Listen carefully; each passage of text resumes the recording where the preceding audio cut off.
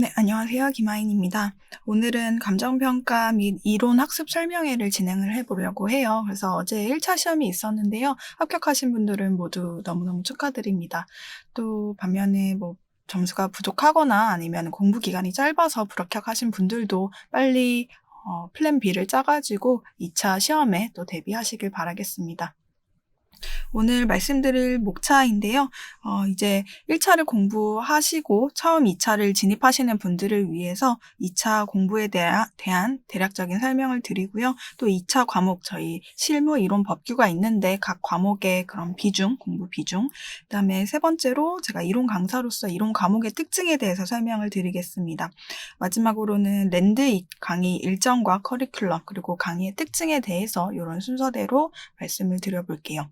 첫 번째로 이제 2차 공부를 처음 시작하는 분들을 위해서 진입 마인드에 대해서 설명을 해드리려고 해요. 제가 상담을 많이 하다 보면은 공부 기간을 각각 목표로 하는 기간이 다 달라요, 사람마다. 그래서 어떤 분들은 동차를 목표로 한다, 2년차를 목표로 한다 하시는 분들도 있고, 어떤 분들은 내가 하루에 공부하는 시간이 얼마 안 돼서 한 5년 혹은 4년 정도 기간을 잡고 있다라고 말씀을 해주시는데요.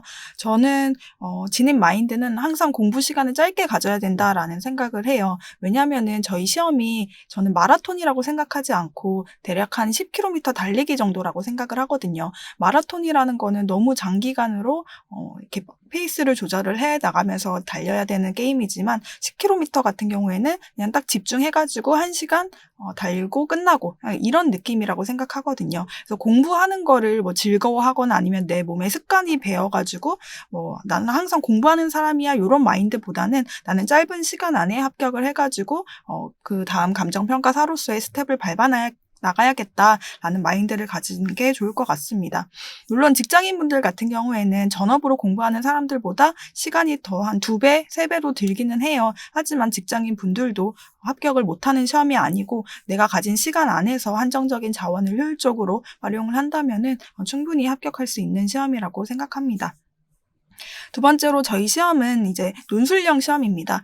1차를 붙으신 분들은 잘 아시겠지만 1차 시험은 객관식 시험이죠. 그래서 1, 2, 3, 4, 5 중에 한 번호만 찍어서 맞추면 되는 그런 시험이지만 2차 공부, 실무, 이론, 법규 이 세 과목 모두는 논술형 시험입니다. 또 주관식 시험도 아니에요. 그냥 한 문장으로 대답하는 게 아니라 여러분이 100분이라는 한정된 시간 안에 거의 A4 16쪽의 그런 답안을 채워야 되는 그런 시험입니다. 그래서 많은 분들이 이제 글을 안 써보신 분들이 많아요. 물론 대학교에서 이렇게 논술형 시험을 접해보신 분들이나 아니면 회사에서 보고서를 많이 써보신 분들은 이런 글 쓰는 게 좀 익숙할 수도 있지만 대부분의 분들은 긴 글을 쓰는데 어려움이 있습니다. 그렇지만 처음부터 글을 잘 쓰는 사람이나 잘 썼던 사람은 없어요. 오히려 글을 장황하게 쓰거나 내 몸에 나의 글쓰기 습관이 배어 있으신 분들은 오히려 그 습관을 고치는 데에 더 많은 힘이 듭니다. 그래서 글을 못 쓰신다고 너무 겁먹지 마시고 오히려 문과보다는 이과생들이 더 글을 잘 쓰는 측면도 있어요. 저희가 100분이라는 시간 안에 지어서 쓰는 100% 지어서 쓰는 그런 시험이 아니라 어느 정도 암기를 하고 그거를 바르는 그런 부분도 있기 때문에 암기와 여러분의 이해가 병행이 돼서 그 짧은 시간 안에 많은 글을 결국엔 써낼 수 있게 됩니다. 그래서 천천히 글 쓰는 걸 배워 나가시고 이제 암기한 거를 어떻게 내 글에 녹아낼지를 그런 걸 배우시게 되면은 충분히 여러분들도 글을 짧은 시간 안에 많이 쓰실 수 있게 됩니다. 세 번째로 저희 시험은 절대평가가 아니라 상대평가죠. 그래서 1등부터 대략 한 200등 정도를 줄 세워가지고 평균 점수가 높은 순서대로 합격을 시키는 그런 시험입니다. 그래서 여러분들 이제 감정평가사 시험 공부하시면 아시게 되겠지만 전국에서 공부 잘한다는 사람들이 이렇게 몰려와가지고 다 시험 공부를 해요. 그 말인즉슨 여러분의 시간 투입이 항상 다른 사람과 비교가 돼서 그게 점수로 나타난다는 뜻이고요. 제가 공부했을 때를 되돌아보면은 공부 열심히 하고 또 잘하는 사람들은 항상 암기를 생활화하고 또 실무를 매일매일 풀고 그런 경향이 있었던 것 같아요. 그래서 여러분들도 자기가 가진 시간 안에서 어떻게 해야 내가 남들보다 조금 더 나은 결과를 낼 수 있을지를 고민해야겠습니다. 그래서 일주일 공부 시간하고 연결해서 말씀을 드리면은 전업 기준으로는 대략 한 8시간에서 10시간 정도는 공부를 하셔야 되고요. 주말 이틀 중에 하루 정도는 휴식을 하고 하루는 한 4시간 정도 오전에만 공부를 하거나 오후에만 공부를 하거나 그런 정도의 그런 공부 시간을 가지셔야 되고요. 직장인분들이나 아니면 대학교 다니면서 병행하시는 대학생분들 같은 경우에는 하루에 최소한 4시간 정도는 공부를 하셔야 됩니다. 물론 직장 다니면서 퇴근하고 뭐 회식도 많겠고 쉬고 싶기도 하겠지만 직장인 분들은 하루에 4시간 정도는 투입을 해야 돼요. 그리고 주말은 하루 쉬면 좋겠지만 절대적인 공부량이 부족하기 때문에 주말 이틀 모두 다 한 8시간 정도는 공부하시는 거를 목표로 하셔야 됩니다. 이렇게 비교하더라도 직장인 분들이 전업으로 공부하는 사람들보다 거의 2분의 1 정도의 공부 시간을 가지는 걸 볼 수가 있죠. 그래서 직장인 분들이나 병행하시는 분들 같은 경우에는 시행착오를 최소화하셔야 되는데요. 그런 시행착오란 뭐냐면은 여러분들이 불필요하게 막 서브를 많이 한 다음에 서브 작성하는데 엄청 많은 시간이 들거든요. 서브를 엄청 많이 작성하고 또 마음에 안 들어서 다시 다 찢어버리고 다시 처음부터 서브를 만들고 이런 작업을 최소화하시는 게 매우 중요합니다. 공부 시간과 관련해서는 여러분 공부 잘하는 사람이 오히려 더 공부 시간이 많습니다.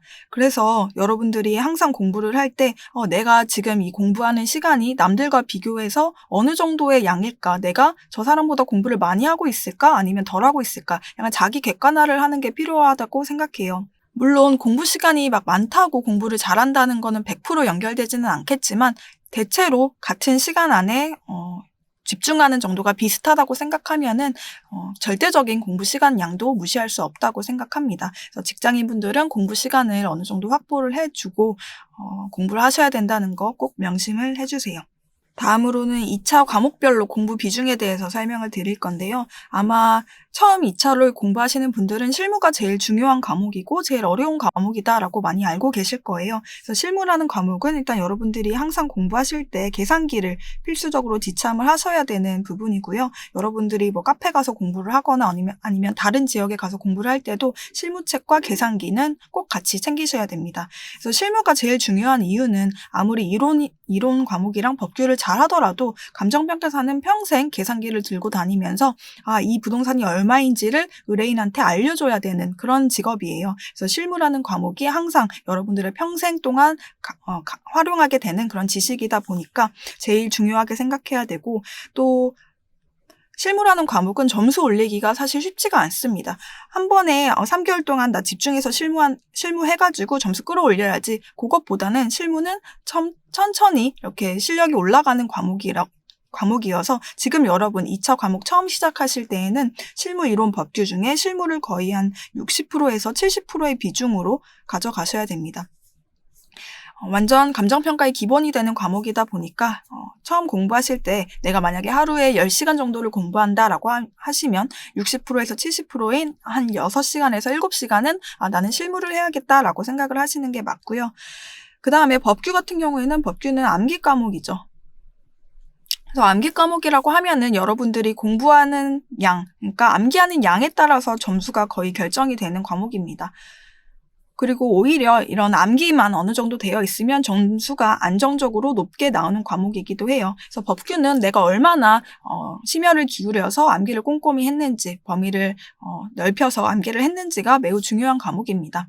그래서 법규 과목 같은 경우에는 우리가 지금부터 막 열심히 암기를 해도 좋지만 어쨌든 사람은 망각의 동물이기 때문에 자꾸 까먹게 돼요. 그래서 지금 열심히 막 하는 것보다는 어느 정도 강의 들으면서 이런 내용이고 나중에 이런 부분 암기하면 되겠다라고 생각하시면서 공부를 해 나가시면 됩니다.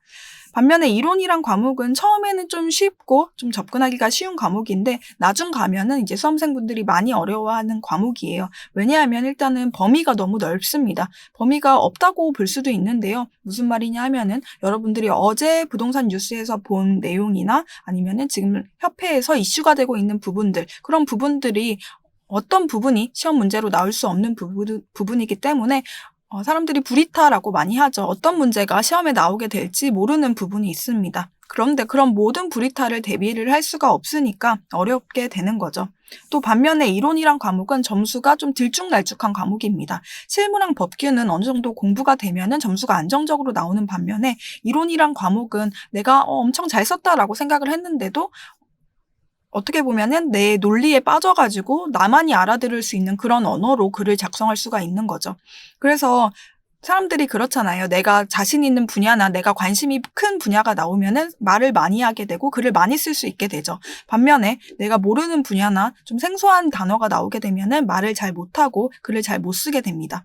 물론 말을 많이 하고 조리 있게 말하는 것도 좋지만 듣는 사람이 얘는 왜 이렇게 말이 많지? 쓸데없는 것도 많이 말을 하네? 라는 생각이 들면은 좋은 점수를 줄 수 없겠죠. 그거를 글로 바꿨을 때.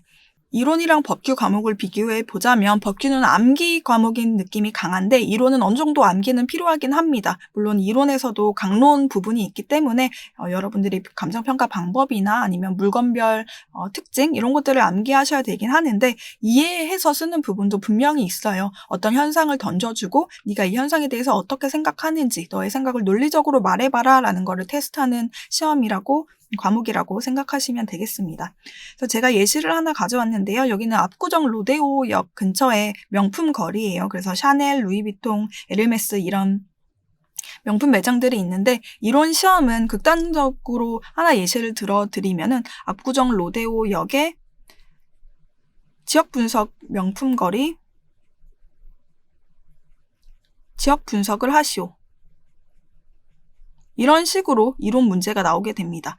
그러니까 실무 문제 같은 경우에는 실무 문제량 자체가 엄청 커요. 많아요. 거의 A4 16쪽 20페이지 정도로 문제가 많은데 이론 같은 경우에는 딱 2페이지 4문제 이렇게 문제가 4개 정도만 나오게 됩니다. 그 말인즉슨 문제는 짧은데 여러분이 이렇게 막 목차를 만들어서 써야 될 분량은 많은 거죠.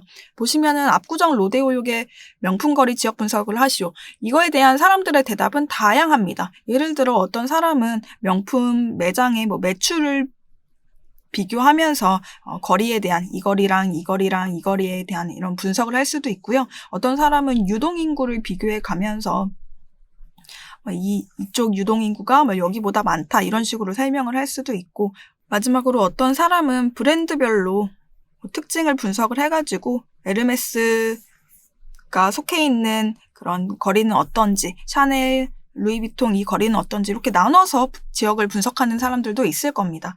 그래서 이론 답안지 같은 경우에는 사람들마다 쓴 게 비슷한 점도 분명 있지만 다르게 쓴 측면도 있어요. 어떤 사람들은 매출을 기준으로 지역을 분석할 수도 있고 어떤 사람은 유동인구를 기준으로 압구정 로데오역의 지역 분석을 할 수가 있는 거죠. 이론 문제 하나를 예시로 들어드리면은 작년 문제인데요. 다음 자료를 참고해서 물음에 답하시오.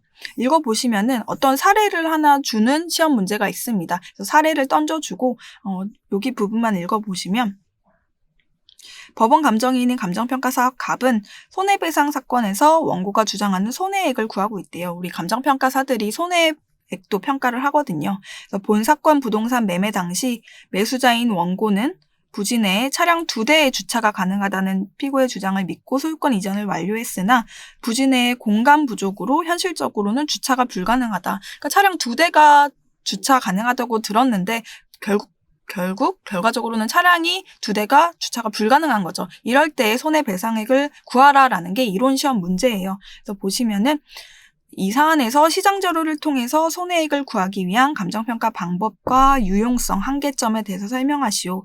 물음 2번 보시면 시장 자료가 없는 경우 적용 가능한 다른 감정평가 방법들에 대해서 설명하고 어떻게 판단하는지 설명하시오. 이런 게 이론 문제입니다. 사실 여기 극단적으로 보시면은 적용 가능한 다른 감정평가 방법들에 대해서 설명하라고 나와 있는데요.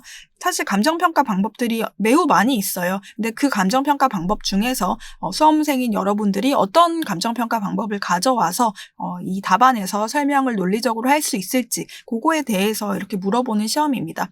이 문제만 봐도 아시겠지만 이런 문제를 이론 스터디에서 막 다루고 그러진 않아요. 왜냐하면은 현실에서도 그렇고 현업에서도 그렇고 우리가 주차 2대에 대한 손해액을 평가하는 거는 사실 그런 사례들은 잘 보지 못했거든요. 하지만 여러분들이 어떠한 상황에 주어지더라도 감정평가사로서 어떤 논리를 들어서 어떤 감정평가 방법을 들어서 혹은 어떤 목차를 가져와서 감정평가 방법을 의뢰인한테 설명해 줄 수 있을지 그거를 보는 시험이라고 생각을 하시면 되겠습니다. 그래서 계속해서 보시면은 이론 과목이라는 거는 논리 있게 말하는 사람이 유리하다. 이런 질문이 있다고 해볼게요. 우리나라가 2026년 월드컵에서 16강에 들 확률은? 이런 질문이 있다고 해봅시다. 방금 들어드린 예시는 부동산과 관련한 거라서 초보자인 여러분들이 이해하지 못하더라도 이런 질문 스타일이 이론 시험에서 나오게 되는 거예요. 그래서 우리나라가 2026년 월드컵에서 16강에 들 확률. 어떤 사람은 우리나라가 16강에 들 확률은 한 20% 정도 돼. 이렇게 말하는 사람이 있을 수도 있고요. 어떤 사람은 역대 전적을 분석을 해가지고 16강에 들 확률을 분석하는 사람들도 있을 거고, 어떤 사람은 공격과 수비 측면에서 접근하는 사람들도 있을 거고요. 어떤 사람은 역대 감독을 예로 들면서 우리나라가 월드컵에서 16강에 들 확률을 분석하는 사람도 있겠죠. 그래서 어떤 목차를 가지고, 어떤 수단을 가지고 여러분들이 이 질문에 대한 대답을 하던 간에 첨삭하는 사람들은 여러분이 쓴 내용을 보고 이게 논리적인지, 얘가 쟤보다 더 말을 잘하는지, 글을 잘 쓰는지를 기준으로 첨삭을 하게 됩니다. 그래서 여러분들이 어떤 목차를 가지고 어떤 방법으로 이론 답안을 쓸 것인가가 매우 중요한 과목이라고 생각하시면 되겠고요.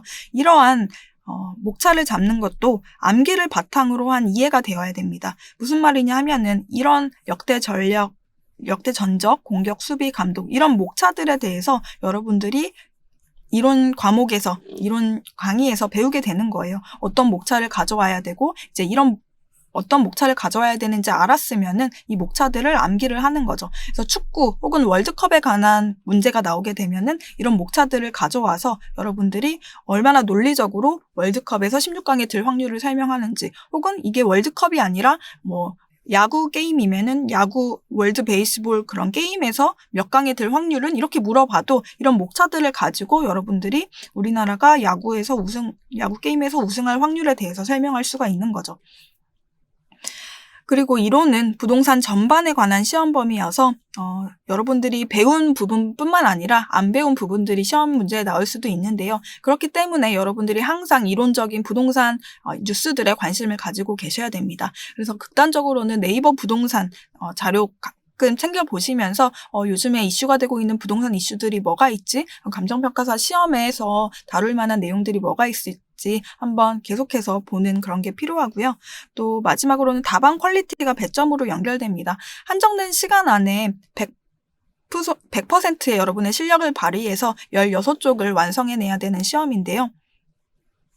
답안지만 보고도 여러분들이 얼마나 암기를 많이 했는지, 암기를 얼마나 정확하게 했고 말을 논리적으로 또 질문에서 물어보는 것에 대해서 정확하게 대답을 하는지를 볼 수가 있습니다. 그래서 여러분들의 답안 퀄리티가 처음에는 낮겠지만 점점 첨삭을 받고 또 피드백하는 과정을 거치면서 이 부분은 내가 외워야겠구나, 그리고 내 글쓰기 스타일이 이런 점이 문제니까 이런 점은 잘 고쳐야겠다라고 생각을 하시면서 강의를 들으시면 되겠습니다.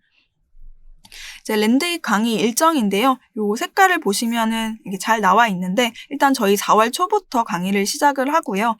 2차 보기 전까지 7월까지 한 약 3달 정도의 강의가 구성이 되어 있는데, 요때 나오는 강의는 총론, 강론, 목차 잡기 강의입니다. 그래서 각 한 강은 한 3개 정도로 구성이 되어 있고요. 요번에 1차 시험을 합격을 하셔가지고 7월 달에 2차 시험을 보시는 분들은 한 스텝 1에서 3까지만 듣고 시험장에 들어가게 되세요. 그래서 보통 보면은 제 강의의 특징이 각 강의마다 답안을 제출하고 또 첨삭을 받게 되는 시스템이어가지고 여러분들이 처음 기본 강의를 들으셔도 답안을 계속해서 제출할 수 있다는 그런 장점이 있습니다. 그래서 답안을 처음부터 쓰는 연습을 하다 보니까 이렇게 3개월만 듣고도 시험에서 16쪽 혹은 많게는 20페이지까지 쓴 사람도 있었고요. 제가 얼마 전에 확인한 바로는 이 3개월 강의만 듣고도 내가 작년 시험에 42점이 나왔다, 이런 분들도 있었어요. 그래서 여러분들도 참고하셔가지고 내가 강의를 들으면서 답안을 빨리 써보고 싶고 또 기본 강의와 그런 문제풀이 간의 간극을 최소화하고 싶다 하시는 분들은 랜드잇이 더 본인 공부 스타일에 맞을 거라고 생각합니다. 강의의 특징입니다. 강사인 제가 직접 답안지 첨삭을 한다는 특징이 있고요. 여러분들이 네이버 카페에 올려주시면은 PDF를 서로 파일로 주고받으면서 여러분들이 첨삭을 제시된 기간 안에 제출을 해주시면 첨삭을 받을 수 있습니다. 그래서 교재 같은 경우에는 제가 한 권을 쓰고 있고요. 여기에 총론과 강론이 다 합쳐져 있는 그런 교재를 쓰고 있고, 그 외에 여러분들이 기본서를 활용해가지고 계속해서 제가 가르친 부분에 대한 내용을 쌓아 나가시면 되겠습니다. 처음부터 이론 양을 막 넓히고 어렵게 공부하는 것보다는 일단 중요한 부분부터 위주로 공부하고 답안지를 쓰는 연습을 하면서 이런 부분을 외워야 답안지에 쓸 수 있겠구나 하는 거를 빠르게 회독해 갈 수 있는 그런 강의라고 생각이 들고요. 아마 시중에 있는 강사님들 중에는 여러분들의 답안을 제일 빨리 쓸 수 있게 하는 강사가 제가 아닐까라고 생각합니다. 그래서 제 강점인 첨삭인데요. 제가 기존 학원에서 첨삭 팀장을 한 1년간 했어요. 그때 첨삭을 했을 때는 사실 수강생도 워낙 많고 구체적으로 제가 이렇게 막 어떻게 고쳐야 되는지까지 첨삭은 못 해드렸는데, 이제 제가 랜드잇으로 오고 나서는 어떻게 너가 글쓰기 스타일을 바꿔 나가야 되는지, 이 문장은 어떻게 바꾸면 좋겠다라는 것까지 알려드리면서 첨삭을 꼼꼼하게 해드리고 있습니다. 그래서 여러분들이 내가 쓴 글이 문제가 된다는 건 알지만 어떻게 고쳐야 될지 모르겠다라는 그런 생각이 드시면은 랜드잇에서 첨삭을 받아보시면 좋을 것 같습니다.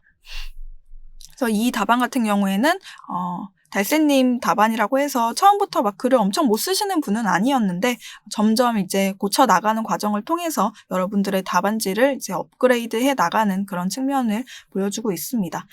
그래서 제가 첨삭을 이런 식으로 이렇게 글을 써 드려가지고 여러분들께 제공을 하고 있고요. 이런 첨삭에 대한 만족도가 매우 높은 측면이 랜드잇 강의의 강점입니다. 그래서 이분 같은 경우에는 3개월 동안 한 번도 빠짐없이 숙제를 꼬박꼬박 제출하셨고요. 합격을 하셨죠. 이런 식으로 제가 이렇게 써드리고 이제 마무리 화면인데요. 아마 처음에 여러분들이 숙제를 제출하시거나 답안지를 작성하실 때에는 아마 되게 떨리실 거예요. 왜냐하면 내가 쓴 글을 어느 누군가한테 첨삭을 받아본 적이 한 번도 없으실 거거든요. 하지만 그렇게 내가 쓴 글이 너무 초딩 같아 보이고 막 중학생이 쓴 것 같아 보여도 이렇게 이제 처음 제출하는 게 어렵지, 나중 가서는 어떻게 아임평가사님이 고쳐주실지 막 기대도 되고 궁금하기도 하고 그렇게 되거든요. 그래서 처음 제출하는 거를 너무 두려워하지 마시고, 많은 분들이 나는 뭐 일기도 안 써봤다 이런 분들도 많은데, 오히려 내가 일기도 안 써봐서 내 글쓰기 스타일을 지금 잡아나가면 되겠다, 나는 흰 도화지 상태다라고 생각을 하시면서 숙제를 제출해 주시면은 여러분들의 이론 실력이 빨리 올라갈 거라고 생각합니다. 네, 마지막까지 이렇게 들어주셔서 감사하고요. 여러분들 2차 공부 열심히 하셔가지고 좋은 결과 내시면 좋겠습니다. 감사합니다.